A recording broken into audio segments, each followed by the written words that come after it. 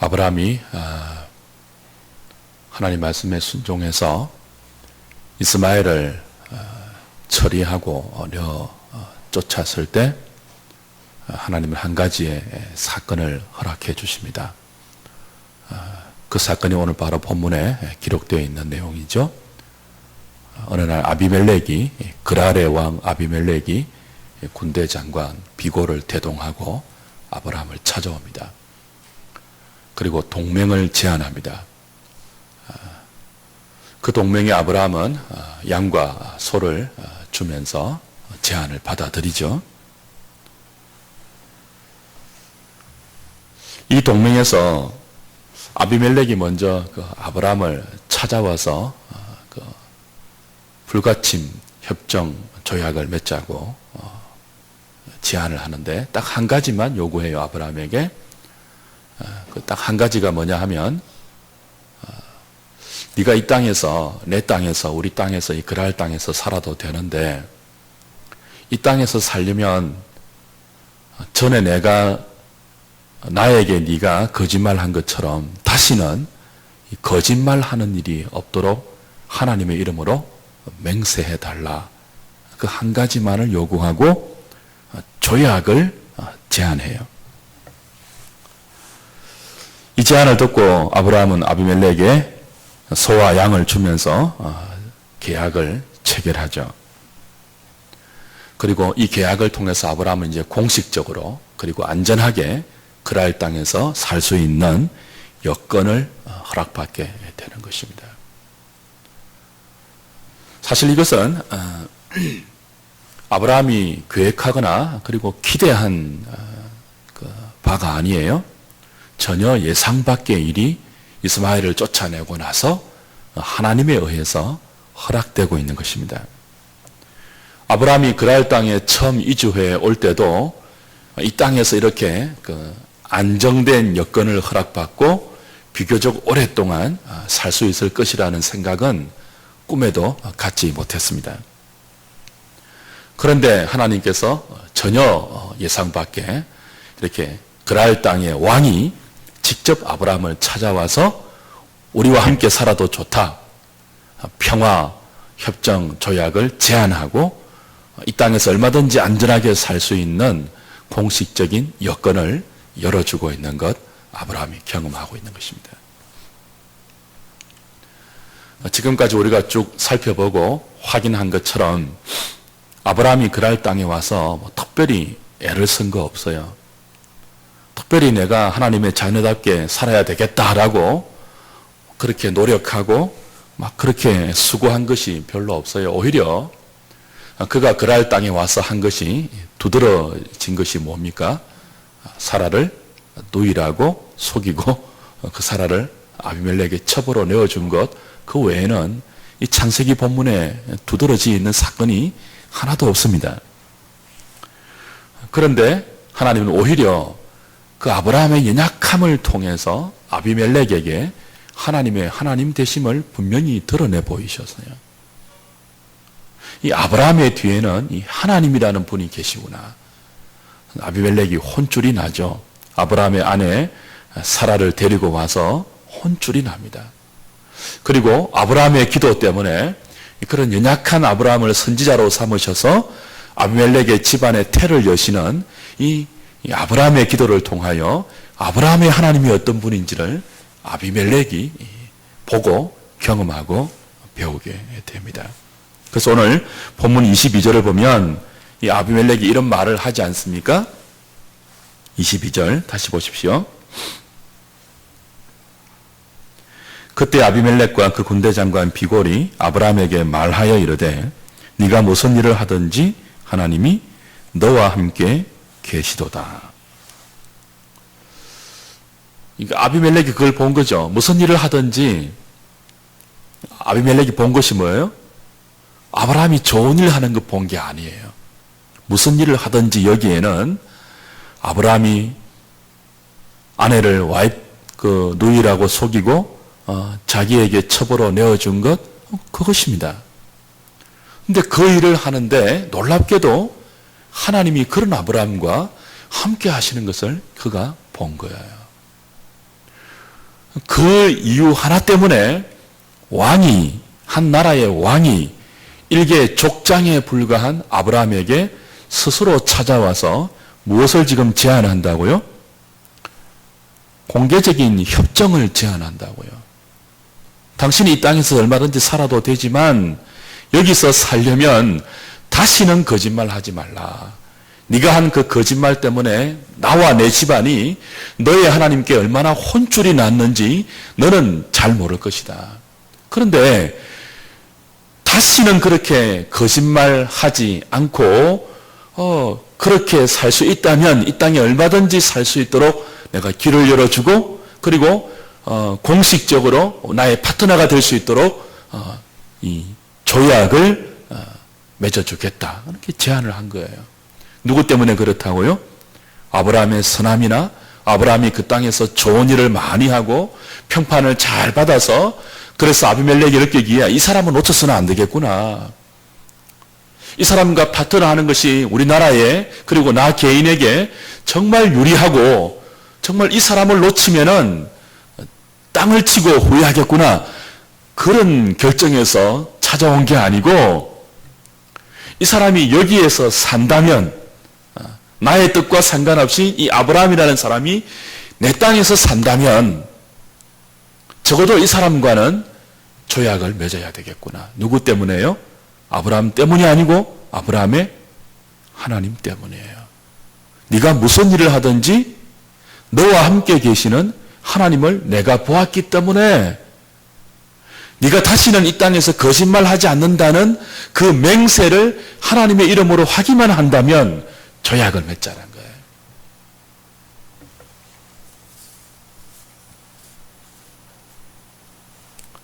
다시 말하면 지금 아비멜렉은 아브라함이 누리는 모든 은혜와 복을 하나님 때문에 그렇게 된 것을 아비멜렉이 인정하고 그도 아브라함과 더불어 같은 땅에 산다면 그 아브라함의 하나님이 주시는 은혜와 복과 보호와 인도하심을 함께 누리고 싶다는 것을 이 스스로 찾아와 조약을 제안하는 이 제안을 통하여 밝히고 있는 것이죠. 아비멜렉은 왕입니다. 아브라함은 족장에 불과합니다. 그럼에도 불구하고 아비멜렉은 아브라함과 함께 하시는 하나님 때문에 아브라함의 그늘 안으로 들어오고 있는 거예요. 이건 굉장히 어미심장한 교훈이 있죠. 조금 전에 어떤 사건이 있었습니까? 아브라함 집안의 육신의 장남인 이스마엘이 약속의 아들 이삭을 희롱해서 조롱하고 놀리고 핍박해서 하나님에 의해서 내어 쫓긴 사건이 있어요. 그 뒤에 어떤 사건이 일어난다고요? 왕이, 한 나라의 왕이 족장에 불과한 아브라함의 그늘 밑으로 스스로 들어오고 있어요. 무엇을 깨닫고요? 왕이라 할지라도 아브라함의 하나님 밑으로 들어가지 아니하면 그 땅에 아브라함이 사는 한 자신이 안전할 수 없으며 그 하나님의 은혜를 맛볼 수 없다는 것을 알았기 때문이죠. 왕도 그랬는데 육신의 장남이 뭐 그리 대단하다고 이스마엘이 장남의 혈통을 앞세워서 이삭을 놀린 것. 그래서 내어 쫓긴 거예요. 아브라함의 그늘에서 내어 쫓긴 거예요. 이건 모든 인생이 살 수 있는 길을 알려주는 영적 교훈이 있습니다. 왕이라 할지라도 장남이라 할지라도 힘이 있다 할지라도 그 사람이 진정 하나님의 은혜와 하나님의 생명과 하나님의 보호 가운데 자기의 삶을 두고 싶다면 자기가 보기에 일개 족장에 불과하다 할지라도 자기가 보기에 힘없는 3살, 4살, 5살의 아이에 불과하다 할지라도 그 뒤에 하나님이 계시다면 무릎을 꿇고 그 사람의 하나님의 그늘 안에 들어가는 것만이 죄인된 인생이 살 수 있는 유일한 길임을 이 이스마엘의 추방과 아비멜렉의 스스로 찾아오는 이 사건을 대비시켜서 하나님은 우리에게 알려주고 있는 거죠. 그리고 이 창세기를 읽고 있는 또 듣고 있는 원래 독자인 출애굽한 이스라엘 백성들에게 이 교훈을 가르쳐주고 있는 거죠.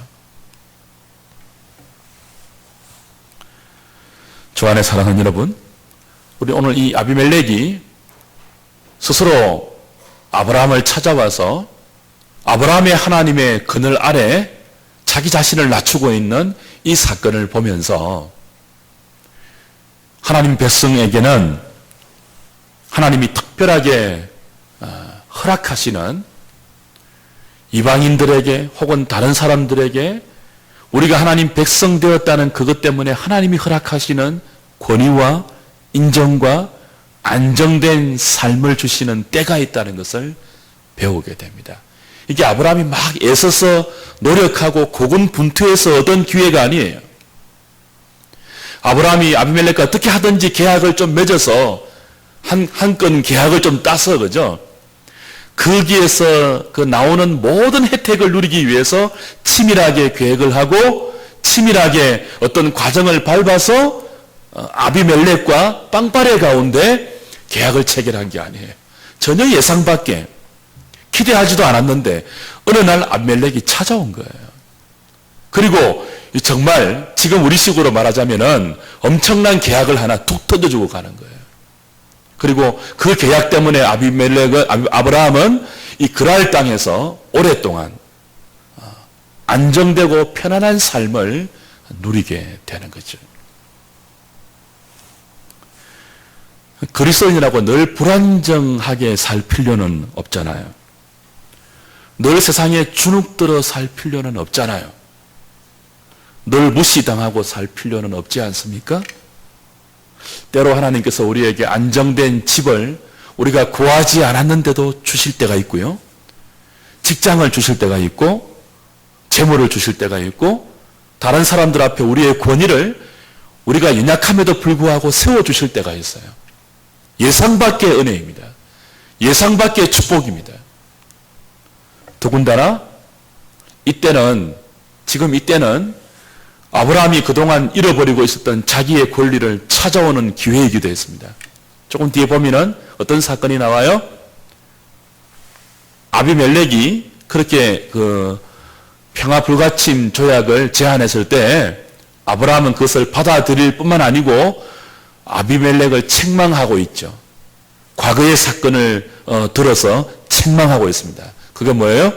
과거에 자신이 우물을 팠는데 이 땅에 들어와서 우물을 팠는데 이 우물은 굉장히 그 가치 있는 거예요. 당시 유목하는 그런 환경에서는 요즘 유전과 비교될 만큼 굉장히 값어치가 있는 그런 것들이죠. 예를 들어서 우물을 팠는데 정작 뭐예요? 아비멜렉의 종들이, 아비멜렉의 부하들이 그 아브라함이 판 우물들을 다 빼앗아간 사건이 있었죠. 지금 기회가 왔을 때 아브라함은 그 사건을 따집니다. 그리고는 잃어버렸던 우물에 대한 권리를 찾아와요. 공식적으로 찾아와요. 과거에는 자신이 기껏 파놓았던 우물을 아비멜렉의 종들이 빼앗아갔을 때 억울하기는 하지만 따지지도 못했고요. 그냥 빼앗겼습니다. 힘이 없으니까, 나그네니까. 그랄 땅에 왕의 부하들이 와서 실컷 파놓은 우물을 가져갈 때, 국가가 가져갈 때, 공권력이 가져갈 때 힘없는 인생들이 어떻게 저항할 수 있겠습니까? 그냥 내어주는 거죠.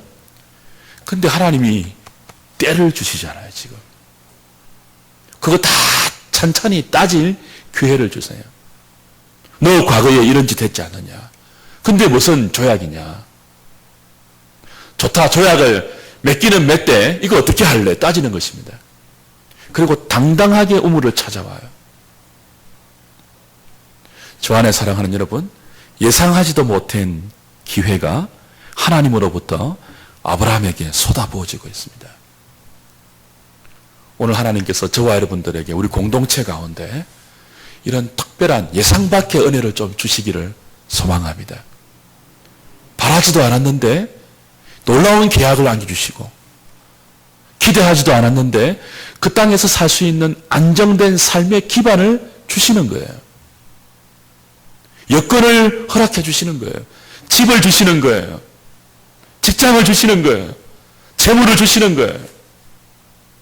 잃어버렸던 권리까지 찾아주시는 거예요. 사람들이 나를 함부로 보지 못하도록 내가 내 권위를 막 포장하는 것이 아니지만 학력을 속이고 학위를 속이고 그렇게 해서 자기를 포장하지 않아도 하나님이 나를 다른 사람이 두렵게 보지 못하도록 너와 항상 하나님이 함께 하시구나. 우리에게 우리의 권위를 하나님이 세워주시는 그런 특별한 은혜의 때 필요하지 않습니까? 요즘 사람들이 얼마나 자기를 포장하기 위해서 애를 씁니까? 사람들이 나를 우습게 보지 않도록 얼마나 가면을 많이 씁니까? 근데 그럴 필요 없어요. 하나님이 우리에게 이렇게 우리의 권위를 세워주시는 때가 있습니다. 주께서 저와 여러분들의 권위를 이 세상 앞에서 세워주실 수 있기를 바랍니다. 특별히 그리스도인들과 교회와 목회자의 신분과 권위와 많은 것들이 정말 바닥까지 떨어져 있는 이 시대 가운데 하나님께서 이 특별한 은혜를 주시기를 소망하는 거죠. 근데 이 때가 언제입니까? 정말 우리에게 이런 은혜의 때가 있기를 정말 소망하는데 이 때가 언제라고요? 오늘 본문의 시작인 22절을 보면 이렇게 시작되지 않습니까? 그때에 라고 되어 있어요. 그때에. 이 그때가 언제입니까? 바로 앞에가 어떤 내용이었다고요?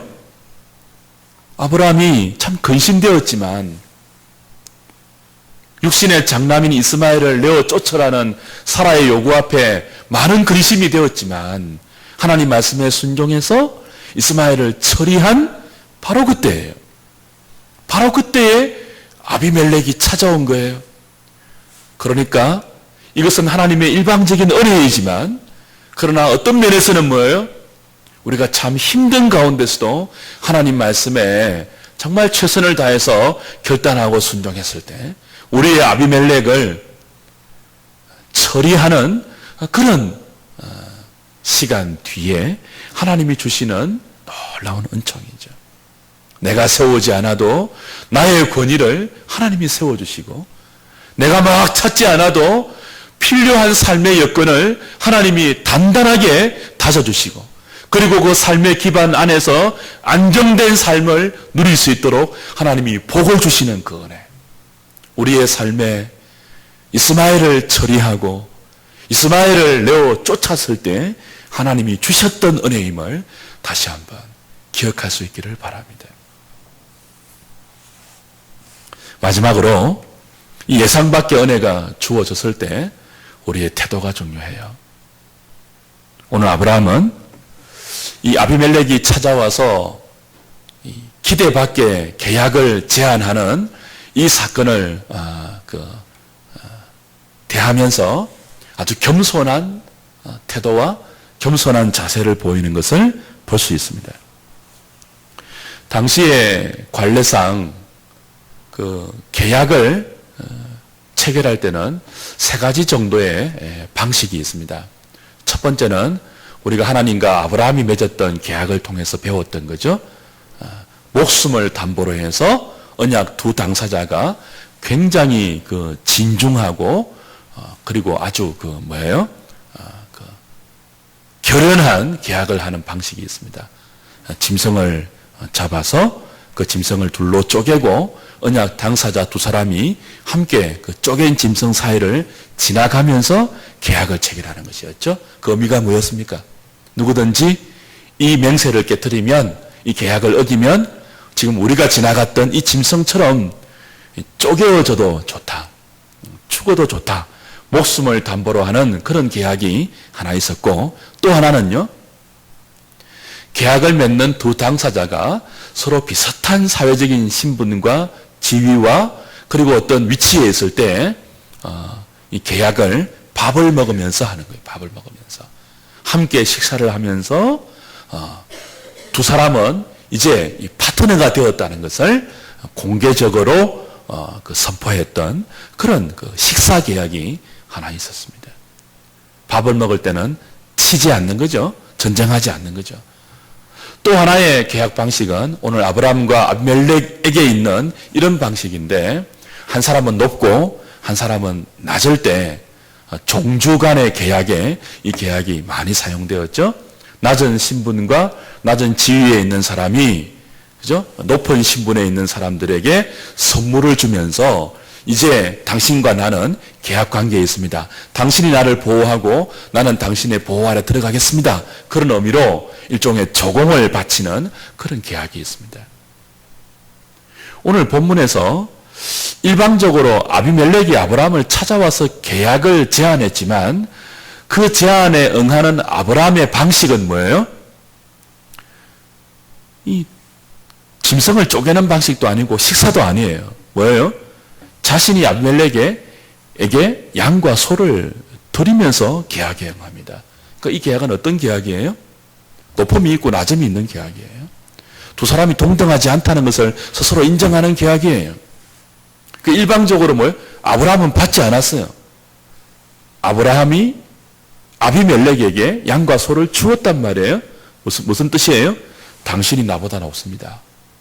비록 왕인 당신이 자신을 낮추어서 나에게 찾아와 군대 장관과 더불어 찾아와서 계약을 제안했지만, 그러나 그것은 당신이 나에게 호의를 베푼 것이고 당신의 호의 뒤에는 나의 하나님이 있다는 것을 아브라함이 알고 스스로 자기를 낮추는 겸손함이에요. 내가 이 계약을 통해서 당신의 땅에서 안전하게 살 수 있는 기반과 권리를 획득했지만, 그러나 여전히 이 땅의 왕은 당신입니다. 그리고 나는 이 땅의 나그네입니다. 그것은 뭐예요? 자기가 아비멜렉에게 선물, 재물을 주면서 그 계약을 체결함으로 겸손함을 드러내고 있죠.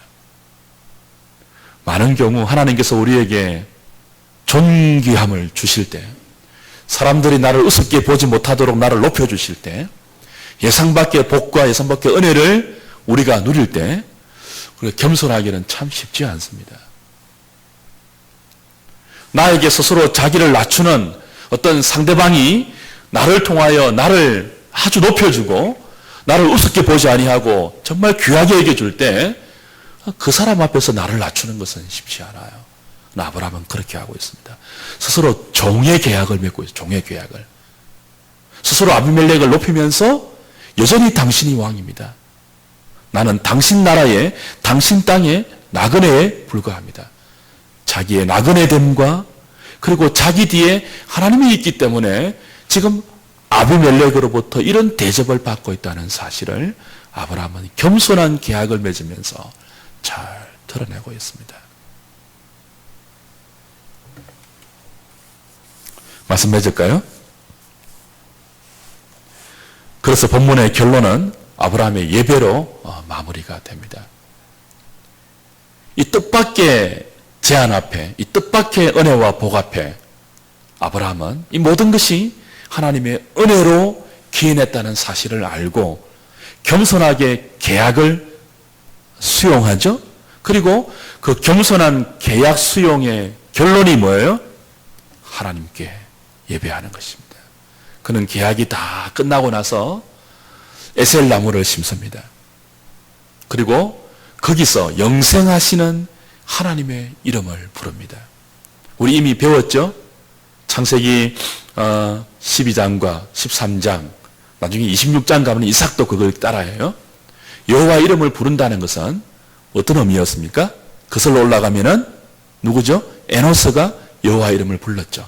다 그 의미 배웠잖아요. 뭐예요? 공식적인 예배의 의미였습니다. 공식적인 예배의 의미.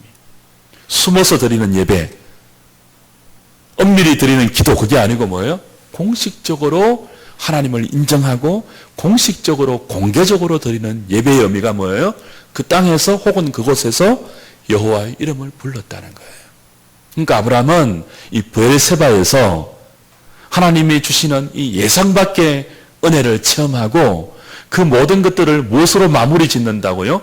공식적으로 하나님의 이름을 부르면서 그 예배를 통하여 자기의 겸손함을 고백하고 이 모든 사건이 하나님의 은총으로 말미암았다는 것을 아비멜렉과 그리고 자기의 가족들과 자기 자신 앞에 확인하고 있는 거죠. 하나님께서 우리에게 특별한 은총, 뜻밖의 복, 그걸 주실 때 하나님을 높여야 하는 것입니다. 이게 이제 얼마나 참된 예배인지 우리가 주일날 다룰 22장의 이삭을 바치라는 시험을 통해서 확정될 것입니다. 결론이 뭐예요? 하나님이 은혜를 주실 때 우리는 여호와의 이름을 부르는 것으로 마무리해야 한다는 거예요. 오늘 이 저녁에 주께서 우리에게 특별한 은총을 주시기를 좀 사모하는 기도도 드리고요. 하나님, 우리에게 안정을 주십시오. 예상치 못한 삶의 기반에 든든함을 주시는 그 복도 좀 주시죠, 하나님. 예상치 못한 치료, 예상치 못한 회복, 예상치 못한 높아짐, 예상치 못한 부요함. 그래서 그 결론이 뭐예요?